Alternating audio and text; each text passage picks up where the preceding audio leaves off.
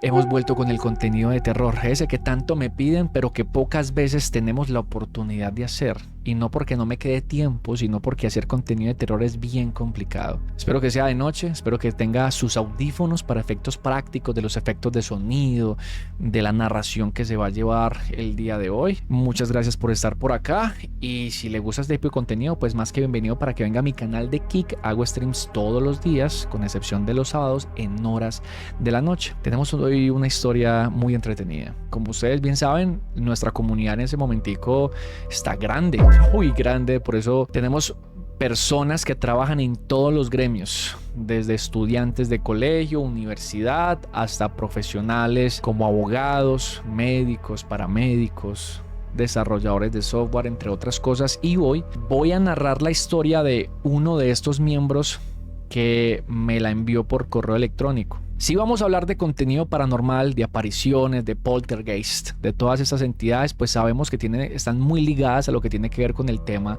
de la muerte. Y si hay alguien que está acostumbrado a tratar con esos temas, son los médicos, los forenses y los paramédicos, pues son los primeros que atienden los accidentes en la calle y a quienes les toca ver cómo algunos de ellos abandonan este plano terrenal en sus propias manos. Así que vamos a leer a nuestro queridísimo miembro de la comunidad paramédico. El correo que me envió se llama El Trampolín de la Muerte. En caso de que ustedes no sepan qué es esto, es un tramo por allá en la parte de abajo del Putumayo, de Mocoa, toda esa parte allá tiene un tramo que se llama el Trampolín de la Muerte y es básicamente una carretera destapada que tiene al lado un abismo. Han habido muchísimos accidentes. Demasiados, pues por lo que les acabo de explicar, gente que a veces va manejando y se lisa simplemente y se van al abismo, otros que están borrachos y así sucesivamente. Es una ruta incluso que a mí me hace ilusión recorrer en mi moto y lo haré en algún momento. Leamos.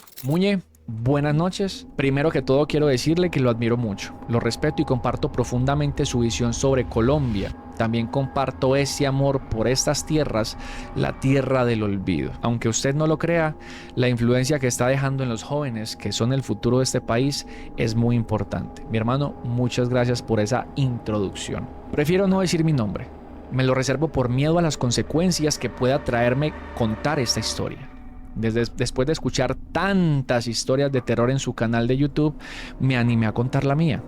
Lastimosamente no tengo pruebas porque el celular donde tenía las fotografías me lo robaron. Pero le puedo asegurar que todo lo que voy a contar a continuación es completamente real. Soy auxiliar de enfermería y tengo 5 años de experiencia trabajando únicamente en el sector de ambulancias, especialmente en el área de traslado asistencial medicalizado, que es una de las áreas más complejas ya que trasladamos pacientes críticos con soporte vital avanzado. Siempre viajamos acompañados de un médico. En estos años he visto muchas cosas. Usted ya se imaginará cuánta gente he tenido que ver morir.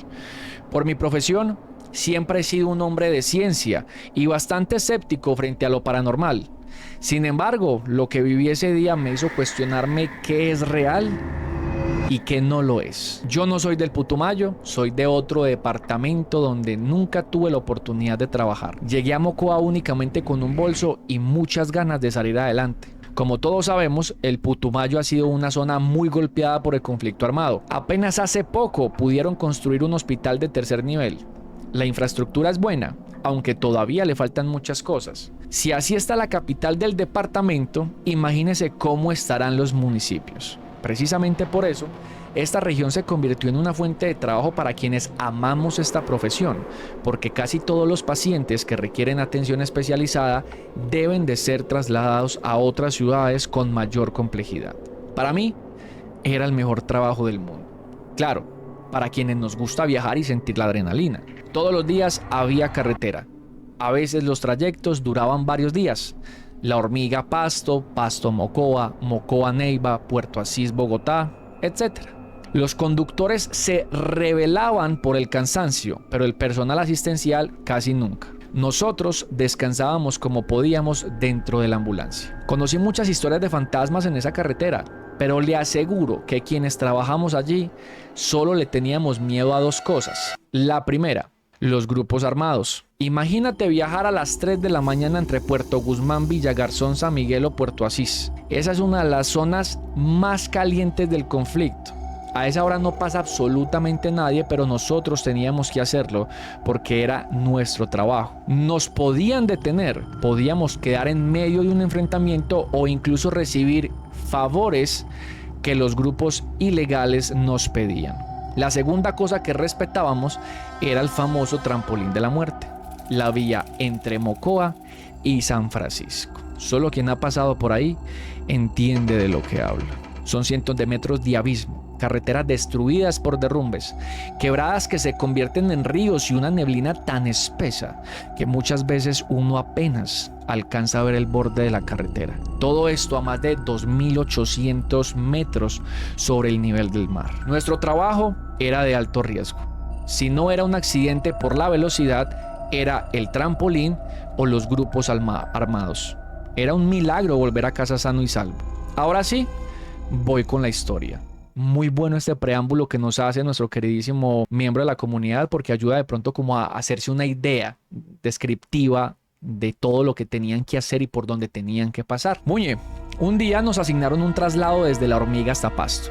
El paciente era un menor de edad que había ingerido paraquat, no sé qué es eso en realidad. Mientras el médico reclamaba la papelería, yo conectaba al paciente a todos los soportes vitales y lo preparaba para el viaje. Arrancamos sobre las 4 de la tarde aproximadamente. Íbamos con bastante velocidad y llegamos a Villagarzón cerca de las 7 de la noche. Antes de subir el mirador, exactamente en un sitio conocido como El Pepino, paramos unos minutos para comer y hacer nuestras necesidades. Continuamos el viaje. El paciente iba estable, tanto que el médico decidió acostarse a descansar y yo me quedé monitoreando la evolución clínica. Estaba lloviendo muy fuerte.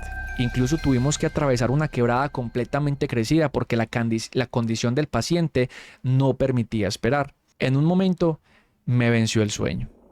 Fue un microsueño, pero de repente escuché una voz muy clara que decía: levántese. Al mismo tiempo sonó una bomba de infusión. Abrí los ojos de inmediato. El médico seguía dormido. Todo estaba completamente oscuro. Abrí la pequeña ventana que comunica con la cabina del conductor para preguntarle cómo iba la carretera. Fue entonces cuando vi algo extraño. En el asiento del copiloto no iba el familiar del paciente. Había una mujer. No dije absolutamente nada porque pensé que el conductor había recogido a alguien, aunque esto está totalmente prohibido. Más adelante el conductor me contó que la muchacha estaba embarazada y que cuando paramos en El Pepino, ella les pidió el favor de llevarla hasta San Francisco. Seguimos avanzando. De repente frenó en seco. El susto fue tan grande que pensé que nos habíamos ido al abismo. El médico despertó sobresaltado. Cuando abrimos la ventana, vimos al conductor y al familiar completamente blancos, como si hubieran visto al mismísimo diablo. Se bajaron casi que corriendo de la ambulancia. Nosotros también descendimos. Dejamos al paciente completamente asegurado. Entonces el conductor nos contó lo sucedido. Durante el camino, el familiar del paciente había empezado a conversar con la muchacha. Ella dijo que iba para Pasto a visitar a su esposo porque él debía de estar muy triste. Llevaban mucho tiempo sin verse. El familiar le preguntó por qué decía eso y la joven respondía con absoluta tranquilidad: porque yo nunca llegué. El conductor le preguntó qué quería decir y ella solo respondió: tuve un accidente. Me fui al abismo y aún no he podido salir de allí. Uf, no sé si alcanza. Mano, Dios mío. En ese momento, cuando ambos voltearon nuevamente a verla, ya no había nadie sentado. Simplemente había desaparecido. El médico decía que seguramente esto era producto del cansancio, pero yo sí recordaba perfectamente haber visto la silueta de aquella mujer. Nadie volvió a hablar durante el resto del viaje. Llegamos a Pasto cerca de las 11 de la noche. Entregamos al paciente y salimos nuevamente hacia Mocoa alrededor de las 12. Compramos energizantes y cigarrillos. Nadie quería volver por esa carretera. Cuando llegamos a Santiago, en el valle de Sibundoy, paramos a tomar café. Le contamos la historia a la señora de la cafetería. Ella simplemente se persignó. Nos dijo que no éramos los únicos, que muchos camioneros aseguraban haber visto a esa misma mujer y que según la gente de la región, ella se aparecía especialmente a las personas de mal corazón para intentarlas hacer caer al abismo. El médico se burló, dijo que esa noche íbamos a salir a cazar fantasmas. La señora volvió a persignarse. Seguimos subiendo. Eran ya casi las 3 de la madrugada. El conductor no aguantó el sueño. A pesar del miedo, decidió detener la ambulancia en una pequeña bahía y apagar el motor. El médico se fue a dormir en la parte de atrás y yo también me acosté. No le voy a mentir, Muñe, estaba muerto del miedo. Después de un rato me despertaron unas ganas terribles de orinar y me bajé de la ambulancia. Había una neblina tan espesa que al prender la linterna del celular era peor. No se veía absolutamente nada. Mientras orinaba, escuché un grito. Era el grito desesperado de una mujer. Venía desde el fondo del abismo. Sentí como se me erizó todo el cuerpo. Terminé como pude y corrí hacia la ambulancia. Le conté al conductor. Él pensó que solo quería asustarlo, pero segundos después escuchamos 2 golpes muy fuertes en la puerta trasera. Los 3 volteamos al mismo tiempo y ahí estaba la silueta de alguien parada detrás de la ambulancia, observándonos por la ventana trasera. Hasta el médico la alcanzó a ver. Como pude, alcancé a tomarle una fotografía. Lamentablemente ese celular me lo robaron tiempo después y nunca pude recuperar la evidencia. Arrancamos inmediatamente. Durante el resto del camino no volvió a ocurrir absolutamente nada, aunque del susto cualquier árbol o cualquier sombra nos parecía una persona parada al borde de la carretera. Nunca contamos mucho esta historia porque el conductor habría tenido problemas por recoger a una pasajera durante el traslado. Tiempo después, la empresa perdió el contrato. Los viajes largos se acabaron. Duré un par de meses más haciendo recorridos cortos dentro del departamento hasta que conseguí una oportunidad en otra ciudad y me fui. Al año siguiente, esa empresa terminó cerrando definitivamente. Nunca volví a trabajar en el Putumayo. Con la situación actual del sistema de salud, ya no valía la pena regresar. Hoy me dedico a otra cosa. Muñe, gracias por leer mi historia y aunque nunca llegue a aparecer en su canal me basta con saber que usted la leyó. Un abrazo y muchas bendiciones. Buenísima. Independientemente de las opiniones que ustedes tengan, yo les dije antes que las personas que trabajan en este tipo de campos tienen contacto con la muerte directamente. No estoy diciendo que ellos sepan qué es lo que viene después porque también tienen sus dudas y cada uno sus hipótesis. Pero a la mayoría de personas que trabajan en el campo de la salud, que tienen que transportar personas heridas, que mueren en sus manos, que se tienen que atener a esto todos los días, cada noche, pues les suceden cosas raras. Igual que a los soldados, igual que a los forenses. ¿Qué tal les pareció la historia, muchachos? Yo les dije que habían unas historias muy buenas el día de hoy. Se puede escuchar, se puede analizar y si el día de mañana le pasa algo parecido a usted, pues ahí ya se va a dar cuenta si era real o simplemente era ficción. ¿Cómo les pareció esta historia? ¿Tienen de pronto familiares que trabajen en el medio? Que sean paramédicos, que sean forenses. Ahorita en TikTok había alguien que estaba diciendo que trabajaba como forense. Esos forenses, parce, tienen unas historias brutales. Y para la gente que de pronto no cree, por ejemplo, ahorita que dijeron, esa historia está muy ficti, que mucho ChatGPT, que yo no sé qué. ¿Usted qué pensaría si una persona que trabaja como médico forense le dice que la única manera de ablandar los músculos de las personas que ya están fallecidas es hablándoles al oído? ¿Qué pensaría usted si una persona que todos los días tiene que abrir muertos para prepararlos, para revisarlos y determinar las causas de su muerte, le dijera que algunos cuerpos, algunos cadáveres que se encuentran sobre la plancha, que no se dejan manipular porque ya están demasiado tiesos, a eso se le conoce como rigor mortis, la única manera de que ablanden es diciéndoles al oído: ven, por favor, déjame trabajarte, tus familiares te quieren ver,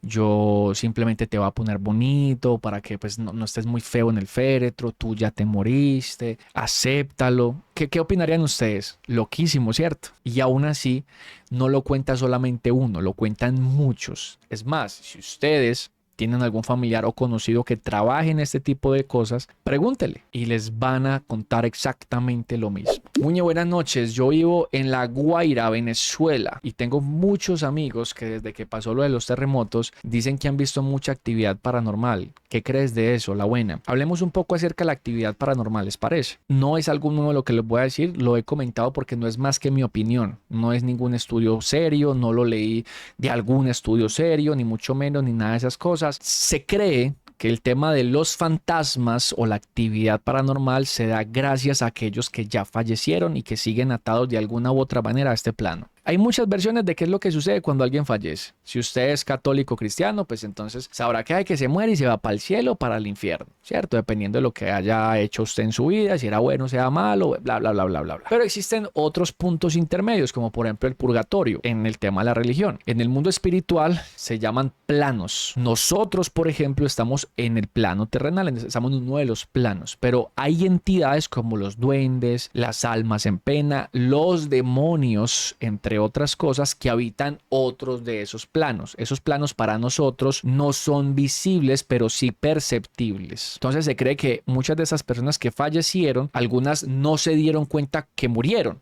O sea, porque es que eso es un tema bastante interesante. Se cree que cuando una persona fallece y no se da cuenta de lo que sucedió, o sea, pues estás durmiendo y te cae un bloque de concreto encima, pues no es como que te despertaste y te moriste. O sea, estás durmiendo y creo que nunca te diste cuenta que moriste en realidad. Esas cosas, bueno, las han tratado de explicar desde luego, solo que es que eso no es una ciencia exacta. Entonces, me imagino que muchas de estas personas que mueren sin darse cuenta, pues terminan como habitando de cierta manera o apegados al plano en el que nosotros estamos también, y ahí se puede dar el tema de las apariciones. Hablando de Venezuela, que lamentablemente hace poco hubo un terremoto bien jodido en el cual muchas personas quedaron desaparecidas y perdieron la vida, pues me imagino que si esto es verdad, no lo del terremoto sino lo de los planos, estarían ahí habitando, porque pues marica, un montón de gente en las casas, en los apartamentos, se les caen los edificios encima, no se dieron ni cuenta, pues terrible. Me imagino que sí, porque por ejemplo acá en Colombia, acá hay un lugar que se llama Armero. Eso es un pueblo que desapareció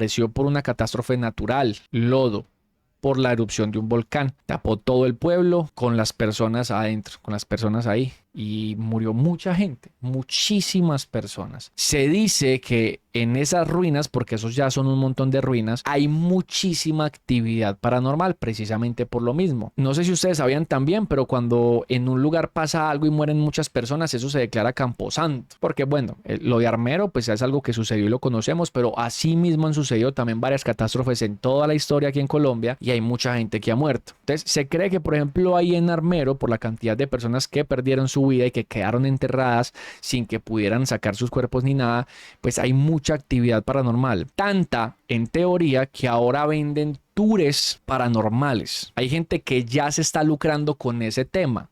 De, hey, vinieron a Armero, les vamos a hacer un tour paranormal y les ponen velitas y hacen rituales y un montón de huevonadas, pero para mí lo que más asusta de Armero es la cantidad de ladrones que se están aprovechando de ese tipo de turismo, porque como son unas ruinas, no hay presencia de la policía ni de la comunidad, solo es eso, unas ruinas. Y cuando la gente va a grabar o a darse un recorrido, pues hay unas cuantas raticas, semillitas del mal escondidas entre los escombros y salen y roban a las personas. Horrible, ¿no? Eso sí da miedo. Por ahí mucha gente que dice, mijo, hay que tenerle miedo es a los vivos. Y yo estoy totalmente de acuerdo con esa premisa. ¿Qué opinan ustedes? Muñe, mi familia vivía en Boyacá cuando los esmeralderos tenían mucho poder.